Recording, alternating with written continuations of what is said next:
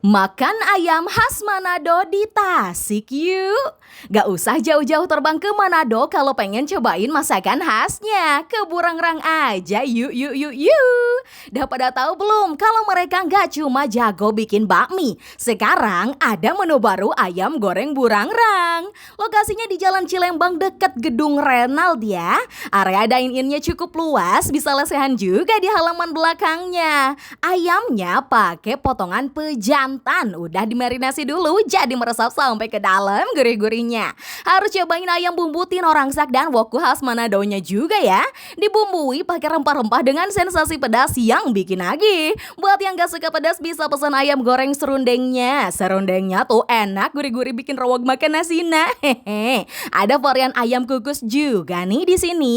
Rasa dagingnya dominan, gurih meresap sempurna. Oh iya, ada potongan ayam fillet juga loh dengan harga yang terjangkau. Satu paket 18.000 aja dah dapat paket komplit. Ayam nasi cihu mendoan lalaban sambal terasi. Cihunya wajib cobain. Ngunah pisan perpaduan aci tahuna dicocol sambal. Ada pencok kacangna juga nih yang pedas mantap. Sambal dadakna direndos langsung leuwih jos. Kalau pengen ngebami di sini juga ada kok menu bami campur. Minumnya disegerin pakai es cincau, enak cincaunya lembut. Es jeruknya juga manis asam segar.